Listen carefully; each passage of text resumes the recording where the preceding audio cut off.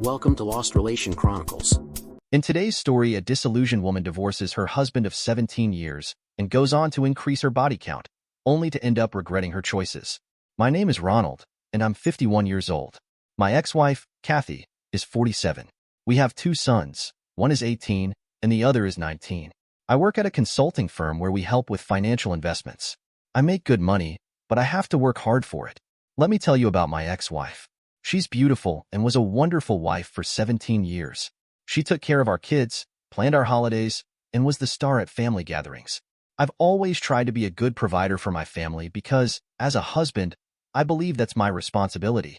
I've spent many hours in the office and traveled thousands of miles to make sure my family has the best and can enjoy a great life. My wife was beautiful, and she took good care of her appearance. She worked out regularly, and I supported her by paying for her breast implants and some facial procedures, including regular Botox shots. As beautiful as she is, my wife isn't very skilled in areas that don't relate to her strengths, like car repairs, household tasks, and financial matters. She excelled in finding the best dresses and where to get them, which made her happy. There were occasions when she became frustrated and irritable if things didn't go her way. But one thing is certain, she loves our kids deeply. After our 16th wedding anniversary, things didn't go very smoothly. The COVID-19 pandemic had a major impact on the global economy. My income decreased, and when income goes down, spending logically should too. But my wife had a different perspective. She was unhappy because she couldn't go shopping for new clothes or meet her friends during the pandemic. Once the pandemic was over, she returned to her usual habits, but her attitude seemed a bit changed. I knew I had to work hard to get things back on track, so some aspects of our home life had to take a back seat. My wife started using TikTok to pass the time at home, and surprisingly, she gained a significant fan following on the platform. Over time, my wife grew more distant from me. I tried to spend time with her, but she preferred making TikTok videos and sharing updates about her day. I watched her videos occasionally, and I started to have concerns. Her videos became darker in tone, discussing freedom and women's oppression. In one video, she praised Mia Khalifa for her ability to collect wedding rings and keep Tom Brady on his toes, which raised more worries for me. I had a conversation with Kathy that I'll never forget. She asked for a divorce, and I was shocked. It felt like all those years of love and togetherness were falling apart. I asked her why she wanted a divorce, and she said she didn't feel loved and thought we shouldn't be together because we were incompatible. She mentioned that she didn't think we looked good as a couple anymore. I realized I hadn't had time to work out due to my demanding job, and I'm not particularly athletic. Over time, I had gained some weight. I never saw my wife as a trophy to be paraded, and I never imagined I'd be discarded just because I didn't look good next to her after 17 years of marriage. I cried all night and felt lost about what to do. I offered to get in better shape, but she declined and said that she needed to feel loved and wanted to explore the world. I warned her that she had never tried to do things on her own in years and that she might face challenges she wasn't prepared for. I told her that she should reconsider and understand that, at the age of 47, the world outside the security of her home could be tough.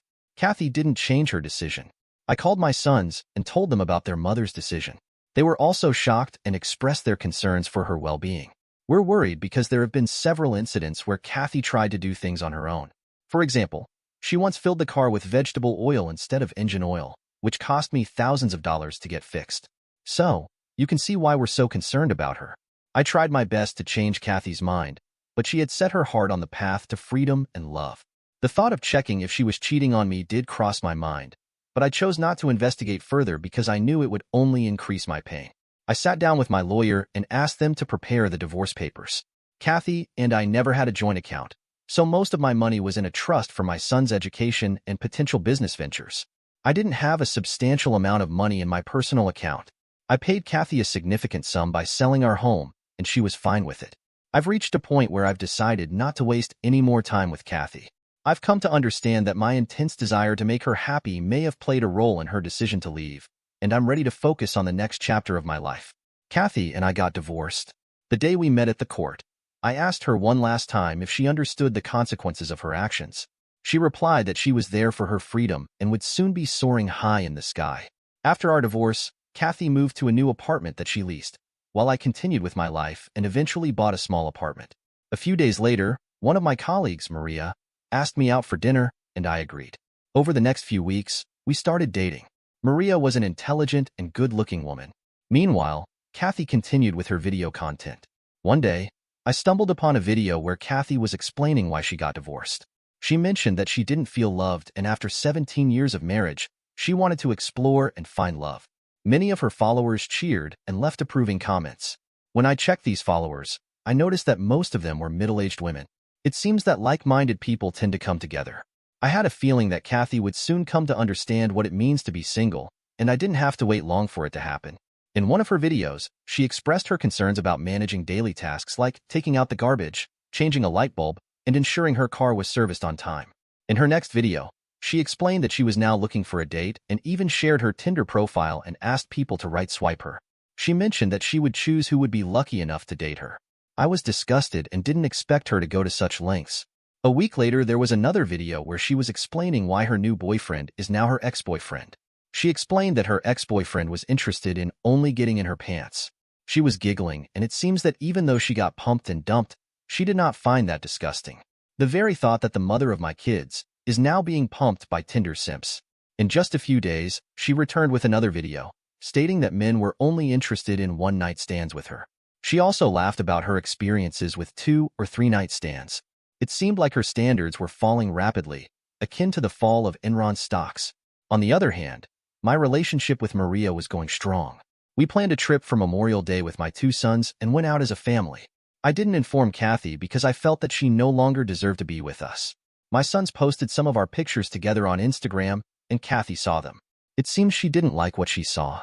Her comment on the pictures, saying, "I gave birth to you, and always remember that," didn't sit well with her kids.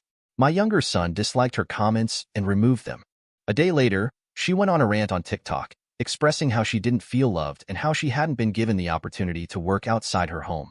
She even mentioned that she felt like a prisoner in her own home and how she felt oppressed after her kids were born, having to take care of them full-time. She continued by saying how I had accumulated a lot of money and hadn't shared it with her.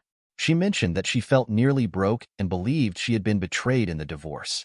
She cried and talked about spending Memorial Day alone, watching other people with their families. I guess Chad and Tyrone were busy with their families and left Kathy alone. Yes, I made a lot of money, and I worked hard for it. I earned that money for the sake of my kids and my ex-wife.